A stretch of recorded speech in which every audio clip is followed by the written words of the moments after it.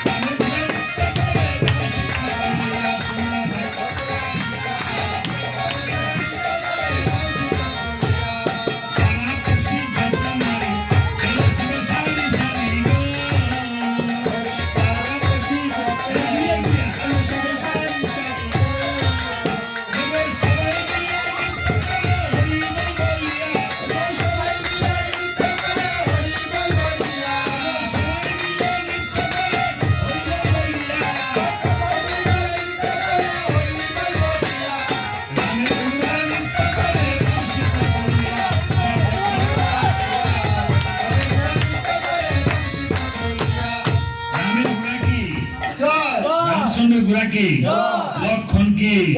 আছে রামায়ণ কি নারায়ণ বাবুর আত্মা কি নারায়ণ বাবুর সহধর্মিনীর আত্মা কি আজকে যারা রামায়ণ কীর্তন দিছে তাদের কি তার ছেলে মেয়ে পুত্র বধূ এবং নাতি নাতিন কি ভক্তবৃন্দের মনোবাঞ্ছা কি যারা হরির নাম করে না তারা কি দেখ আমরা রামায়ণের একদম শেষ পর্যায়ে চলে এসেছি বাবা আপনারা সবাই প্রসাদ নিয়ে যাবেন ঘটের জল নিয়ে যাবেন এবং সবাই কেউ এমনিতে যাবেন না তো এখন তারা যে ঘোড়া সাজছে তাদের জন্য সবাই আশীর্বাদ করবেন লক্ষণের জন্য তো লক্ষণ ঘোড়াটা নিয়া তুমি ঘোড়াটা নিয়া ওইখানে বাইন দেয় এমনি রাখো এদিকে গিয়া হ্যাঁ তুমি এদিকে বিয়ে যাও আর পিছনের ঠ্যাং ধাক্কায় খালি ঠ্যাঙ্গের খালি ধাক্কাও ঠিক আছে ঠিক আছে এই লক্ষণ এই যে ঘোড়ার একটা মিষ্টি দাও এদিকে মিষ্টি দাও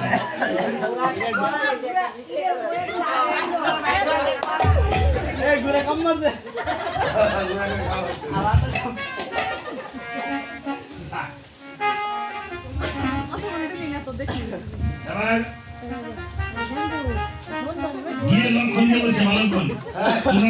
রামায়ণ কীর্তন এখন সাউন্ডটা কিন্তু ক্লিয়ার করছে রামায়ণ কীর্তন তাহলে প্রোগ্রাম চলে বলছে যেতে তুমি কে এবার কম বলছে আমি রামের ভাই লক্ষণ আমি রামের ভাই লক্ষণ আমি রামের ভাই লক্ষণ এ বেটা তুমি কি পিতা ছাড়া হইছো নাকি বাবা এই বেটা পিতা ছাড়া মানুষ এ বেটা পিতা ছাড়া লক্ষণ নাকি বলছে যে আগে দিছো ভাইয়ের পরিচয় বলছে আমাদের পিতা আছে কে দশরথ শিক্ষা ছিল ভট্টরথ কিসের বেটা শিক্ষা ছিল ভট্টরথ কিসের বেটা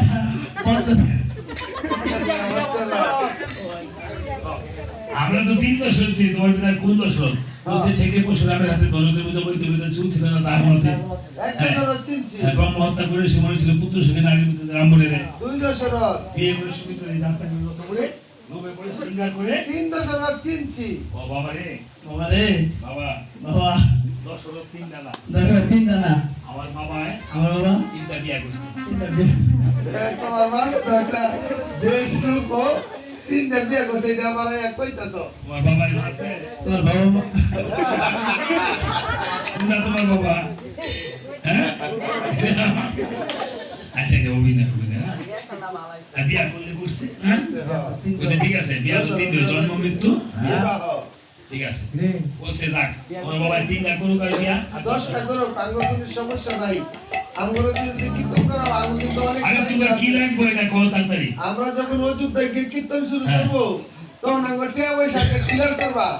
তারপরে রামচন্দ্রের মাতা ঠাকুরানীদেরকে আমার পিছনে বন্ধ করতে হবে মাকে বন্ধুকে কীর্তন করবো তোমার মধ্যে কীর্তনের দরকার নেই তোমার মধ্যে কীর্তনের দরকার নেই তুমি আমাদের কীর্তন এই সব পুরা কল পুরা সব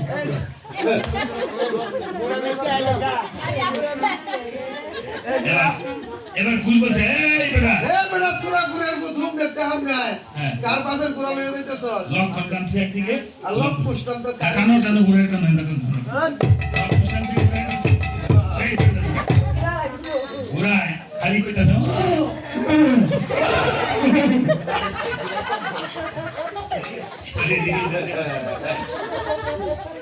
খুশ বলছে না যার ঘোড়া ডাকবে তার কাছে যাবে লক্ষণ ঘোড়া ডাকতেছে লক্ষণ কম বাবা ঘোড়া আয় আয়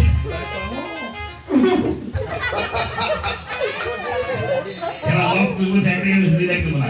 লক্ষণ সরস্ব শুরু করে রাখতে লাগলো লক্ষণ সে মানে সরস্ব লক্ষণ মলিন মুখে বিদায় দিছে মুখে এমন সুন্দর মুখটা গরম লক্ষণ বিদায় দিছে দেখতেছে এই নাও ঘোড়াটা তোমাকে দিয়ে দিলাম ঘোড়াটা লক্ষণে নিয়ে ভাবে মনে মনে দিছি টাকা কেউ তো দেখে নাই না যাক গিয়া আমি কারোর কাছে বলবো না আচ্ছা যাক তারা যে অভিনয় করছে অভিনয়ের জন্য তাদেরকে হ্যাঁ ঠিক আছে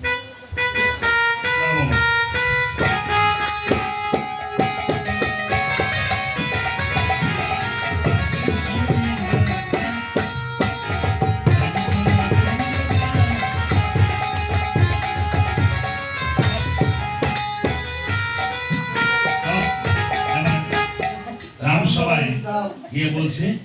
রামচন্দ্র যখন বলছে বাল্মীকি বলছে আমি গিয়ে কীর্তনে নিয়ে আসি বাল্মীকি বলছে লবকুশ এবার চল অযোধ্যায় করে দেয় লবকুশ অযোধ্যায় বাল্মীকিকে বিদায় করে দিয়ে লবকুশ অযোধ্যা নগরে গিয়ে অনুকূলিত হয়েছে রামচন্দ্র বলছে বাবারে তোরা নাকি করছিস সাময়িক কীর্তন তাহলে কীর্তন শুরু কর হ্যাঁ আসলে শোভাটা কি যার যার আপনার স্ত্রী পুত্র বামে বসে পুত্র কন্যা খুলে নি তখন কীর্তন শ্রবণ রামচন্দ্র বামে কাকে বসাবে রামচন্দ্র বামে বসেছে স্বর্ণসীতা দেখেছেন এখন বক্সের ডাকটাও নেই এখন সাউন্ডও এই যে এখন আমার কথা বলতে কষ্ট হচ্ছে এখন সে বলবে না সাউন্ড এরিয়া এখন তখন করেছিল কেমন যে আমরা যার যার আপন আপন পুত্র কন্যা স্ত্রী পুত্র বসেছে বলে রামচন্দ্র বামে বসেছে স্বর্ণসীতা আর পুত্র কন্যা বসেছে শিষ্যপুত্র হনুমানকে বসিয়েছে দেখেন বলছে দাদা যে পাশে নাকি আমাদের মা বসতো সেই পাশে প্রভু কাকে বসিয়েছে বলছে প্রভু গো হ্যাঁ এই তোমার বামে কাকে বসাইছো স্বর্ণসীতা তোমার কোলে কাকে বসাইছো শিষ্যপুত্র হনুমানকে তোমার পিছনে তারা কে আমার মাতা ঠাকুরানী এটা তোমার মাতা ঠাকুরানী হ্যাঁ আমরা মাগো হ্যাঁ ওই কি মা না আচ্ছা বসো দেখো কৌশল্যা রামের মা কৌশল্যা বলছে তাহলে একটি কথা বলবো বলেন রাগ করবো না তো আরে না আরে স্বর্ণ দিয়া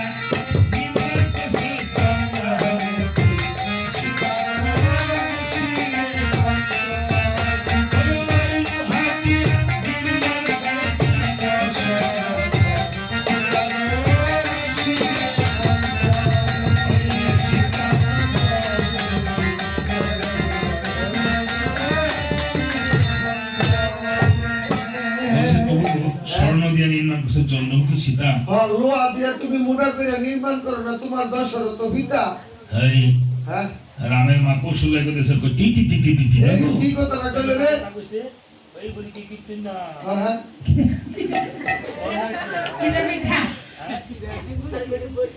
হ্যাঁ রামের মা কৌশল্যা কই কিন্তু দান নাই কই কি আমরা বলে হ্যাঁ লোহা দা বলে আমি স্বামী বানাইতো এই কথা না কইলো স্বর্ণ দিয়ে নির্মাণ স্বর্ণমুখী সীতা লোহা দাবানো তোমার হিতা হ্যাঁ তারপর এইগুলি করতে কীর্তন যাইছে হ্যাঁ এগুলি কেউ কীর্তন ডাকতে না তাকে তো রাম খায় এবার রামচন্দ্র বলছে বাবারে তোরা আমাকে ধিক্কার দিস কেন একবার আমাকে বল তোদের পরিচয় দে তোরা কে